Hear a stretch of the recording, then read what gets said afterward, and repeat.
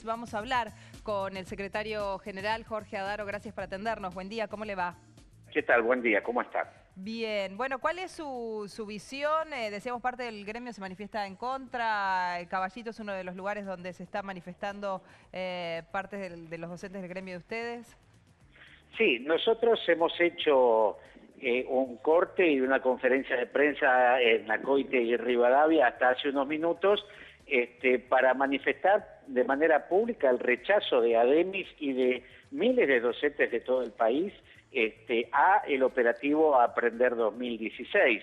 Ahora estamos cada uno de nosotros en nuestras escuelas para dialogar con los papás, inclusive para dialogar con los agentes externos que vengan a tomar las evaluaciones para explicar cuál es la posición de nuestra organización y, por supuesto, intentar que desistan de aplicar este instrumento de evaluación a los niños en la jornada del día de hoy. ¿Y por qué? Claro, ¿cuál es el argumento? Bueno, a ver, hay varios argumentos. El primero son las características de esta evaluación, que es, por un lado, es una evaluación externa. Significa que quien la toma y la elaboración de la prueba no fue hecha ni por las autoridades ni docentes del sistema educativo. Digamos, estas pruebas las ha diseñado una empresa multinacional que no tiene nada que ver con el sistema educativo de nuestro país. Esto por un lado. Y por otro lado, porque son pruebas estándar donde no se permite el desarrollo o la valoración de los contextos en que se desenvuelven los alumnos en su proceso de enseñanza-aprendizaje, ni se toman en cuenta las trayectorias educativas. Este concepto de trayectorias educativas de nuestros alumnos está en los diseños curriculares vigentes, es decir, que nosotros enseñamos y evaluamos de acuerdo a un marco teórico determinado y estas evaluaciones están hechas y apuntan hacia lugares absolutamente distintos a los vigentes. Sí. Adaro, déjeme hacerle una pregunta. El gobierno entiende que esto le va a servir al gobierno para hacer una política educativa. La pregunta sería al revés. ¿Qué daño puede provocar este tipo de estudios? En principio, ¿qué daño? Bueno, yo creo que hay daño, porque este tipo de pruebas, primero, que van a sacar conclusiones que son totalmente erróneas o ficticias. Segundo, el gobierno, a través del ministro de Educación y de otros funcionarios de la cartera educativa, han planteado un criterio de premios y castigos, es decir, una lógica empresarial aplicada a la educación pública. ¿Qué tiene que ver eso con, qué tiene que ver, de dónde salen dónde hacen esa relación de política empresarial con una evaluación de contenido? No entiendo. No, si usted me escucha, lo que yo estoy diciendo es que el ministro de Educación ha planteado que como conclusión de estas evaluaciones van a implementar un criterio de premios y castigos. Escuelas que, por ejemplo, tengan mejores resultados dispondrán de fondos para mejorar las condiciones materiales, por ejemplo, de esa unidad educativa. Nosotros estamos absolutamente en contra de estos criterios. ¿Ustedes están en contra de los premios y castigos? ¿Cómo? ¿Ustedes están en contra de la lógica de premios y castigos? Absolutamente, absolutamente. De todos modos, ¿no puede interpretarse como un estímulo eso? Digo, a mejorar la calidad de lo que los chicos puedan aprender. A ver, ¿no? Para mejorar la calidad educativa, en principio el gobierno tiene que garantizar las condiciones materiales para que tanto docentes como alumnos puedan desarrollar el proceso de enseñanza-aprendizaje en condiciones normales, cosa que no se da. Esto como primer elemento. Las condiciones básicas, lógicamente que sí, ¿no? Yo te voy a plantear una situación muy concreta. Yo soy maestro en una escuela de Villa Soldati. En mi escuela los niños desayunan y almuerzan. Quiere decir que por día ellos tienen 1 hora menos de clase que la mayor parte de las escuelas de la ciudad. ¿Sí? Esto ya habla, ¿sí?, de una desigualdad, ¿sí?, en el punto de partida de los alumnos de determinadas escuelas en relación a otras.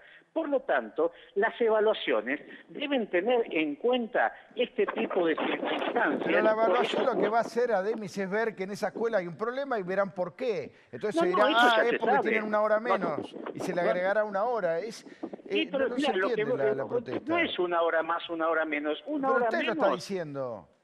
Perdón. A ver. Una hora menos son 5 horas a la semana. Por eso menos, ¿sí? es un problema, Bien, sí. este problema no hace falta una evaluación hecha por una empresa multinacional que nada tiene que ver con la educación para que el gobierno se entere de esta situación. Estas situaciones son archiconocidas por las autoridades. El tema es que no hay ninguna política que permita revertir este tipo de situaciones, ¿sí?, en las escuelas, en principio, de todo el país. Ahora, Entonces, Adaro, sí. la protesta no podría, no sería más lógica respecto de los premios y castigos que luego se implementen. ¿No está adelantada la protesta? Porque hoy por hoy podríamos pensar que es como ver un mapa desde arriba y ver, bueno, ¿dónde estamos parados? Como se trató de transparentar el INDEC y se trataron de blanquear números que hasta ahora eran desconocidos para poder trabajar sobre el problema, esto podría ser bien visto como un material necesario para poder trabajar sobre el problema educativo. Después nos quejamos sobre los premios o sobre la falta de asistencia a colegios que lo necesitan. ¿No sería ese el punto? ¿No está adelantada la protesta? No, yo creo que no es adelantada y evidentemente nosotros en ese punto no lo compartimos. A ver, por ejemplo, esta evaluación tiene preguntas, por ejemplo, que dicen, en el núcleo familiar del niño, ¿hay algún tipo de plan social? ¿Se recibe la asignación universal por hijo? Esto es escandaloso que el gobierno utilice pruebas que se supone son para evaluar el nivel y la calidad educativa, preguntas que se les deben hacer a los padres, no a un niño de 11 años. Pero es cruzar información entre lo que se supone que alguien que recibe la UH declara que manda al chico al colegio y por eso recibe, es obligación de alguien que recibe la UH mandar al chico al colegio. Además, ¿cuál es el problema de que tenga UH? No entiendo.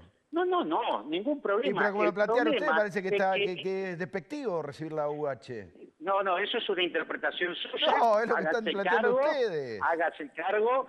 Yo no estoy haciendo ninguna valoración negativa. Lo que digo es que el gobierno no corresponde que este tipo de preguntas se le haga a un pibe de 11 años. Ahora, Adaro, ¿en verdad no tiene que ver esto con que a ustedes les preocupa que haya, con que estas evalúen a los preguntas haya una docentes? evaluación A a los ver, de uno docentes? no puede escucharlos a los dos. No, digo, ¿no les preocupa en verdad que haya una evaluación a los docentes con esto y que en definitiva haya premios y castigos para los docentes?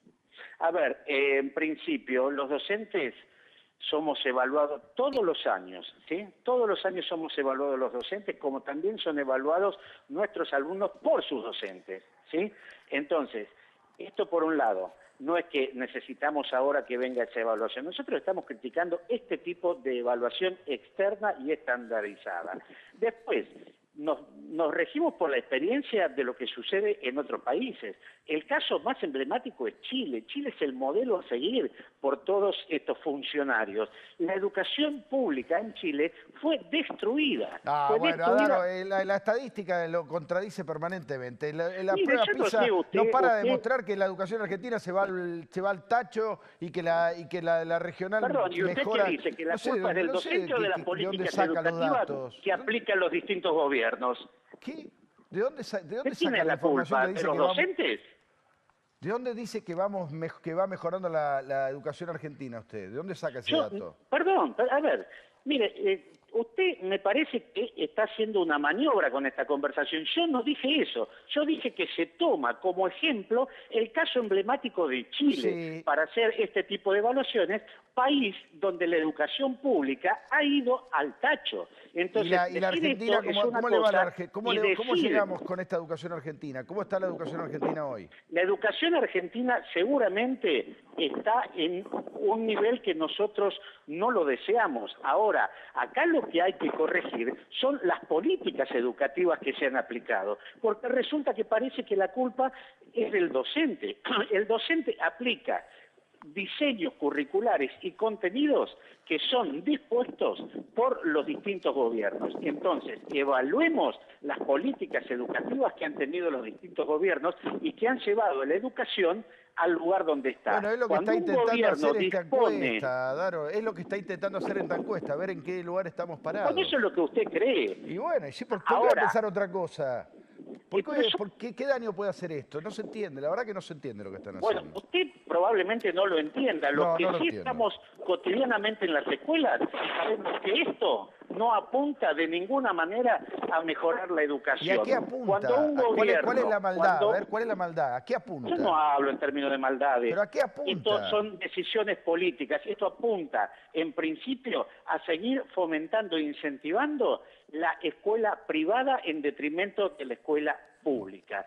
Cuando un gobierno todos los años subejecuta las partidas presupuestarias para infraestructura, para mantenimiento y aumenta de manera constante año tras año los subsidios a la escuela privada, está claro cuál es la decisión política Adaro, de privilegiar o no al sistema público de enseñanza. Los subsidios a la escuela privada se redujeron significativamente en los últimos años en la ciudad de Buenos Aires, significativamente. No, de ninguna manera. Usted sabe que ninguna manera. Escuelas que estaban subsidiadas al 80% pasaron a estar primero al 50% y después hacia el año pasado a un 30-35%. Y la escuela pública, la demanda de la escuela pública aumentó en la ciudad de Buenos Aires.